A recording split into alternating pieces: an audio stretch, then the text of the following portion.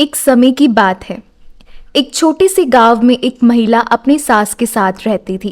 सास का नाम कमला था और बहू का नाम रमा। कमला बहुत कठोर और सख्त स्वभाव की महिला थी। वो बहू की हर छोटी गलती के लिए उसे डांट देती थी। रमा अपनी सास के इस बर्ताव से काफी तंग आ चुकी थी। रमा ने बहुत प्रयास किया कि वह अपनी सास को खुश रख सके, लेकिन कमला हमेशा उससे नाराज रहती थी। धीरे धीरे रमा का स्वभाव भी सास को लेकर बदलने लगा। अब वो भी सास से लड़ने के लिए तैयार हो जाती थी। अब उसके घर में रोज झगड़े होने लगे। रमा रोज रोज के इस झगड़े से परेशान हो चुकी थी। एक दिन रमा अपने एक पुराने दोस्त से मिली, जिसने उसे एक संत के बारे में बताया। उसने कहा, यह संत बहुत बुद्धिमान है और वो आपकी हर समस्या का समाधान कर सकते हैं। रमा ने सोचा कि उसे संत से मिलकर अपनी समस्या बतानी चाहिए। अगले दिन रमा संत के पास गई और अपनी समस्या बताई। संत ने ध्यान से उसकी बात सुनी और फिर एक थैली दी जिसमें कुछ जड़ी बूटियां थी।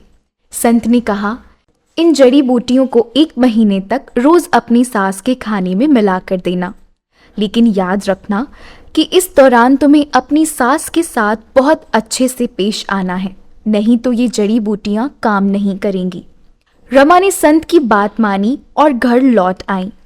उसने रोज अपनी सास के खाने में जड़ी बूटियां मिलाकर देना शुरू किया और साथ ही उसके साथ बहुत प्यार और सम्मान से पेश आने लगी। कभी उसकी सास गुस्सा भी करती तो रमा हमेशा प्यार से पेश आती थी। धीरे धीरे रमा का व्यवहार बदलने लगा और वह अपनी सास के साथ अच्छे से रहने लगी। कमला को भी रमा के बदलते व्यवहार ने प्रभावित किया और उसने भी रमा के प्रति अपना रवैया बदल लिया।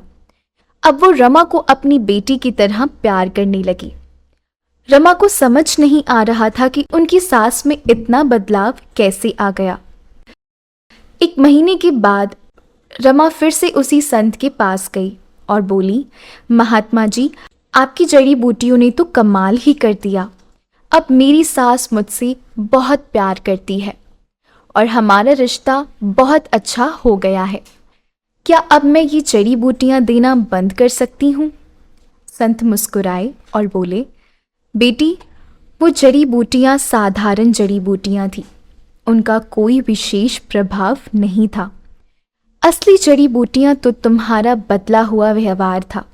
जब तुमने अपनी सास के साथ प्यार और सम्मान से पेश आना शुरू किया तो सास का गुस्सा भी धीरे धीरे शांत होता चला गया और तुम्हारी सास ने भी तुम्हारे प्रति अपना रवैया बदल लिया। रमा को समझ आ चुका था कि प्यार, सम्मान और समझदारी से ही समस्या का समाधान किया जा सकता है। गुस्सा कभी भी किसी समस्या का समाधान नहीं हो सकता है। इसके बाद रमा और कमला हमेशा खुशी खुशी साथ रहने लगे। दोस्तों, इस कहानी से हमें ये सीख मिलती है कि रिश्तों में प्यार, सम्मान और समझदारी बहुत महत्वपूर्ण है। अगर हम दूसरों के साथ अच्छा व्यवहार करेंगे तो वे भी हमारे साथ अच्छा व्यवहार ही करेंगे। थैंक यू फॉर वॉचिंग टिमी टून्स।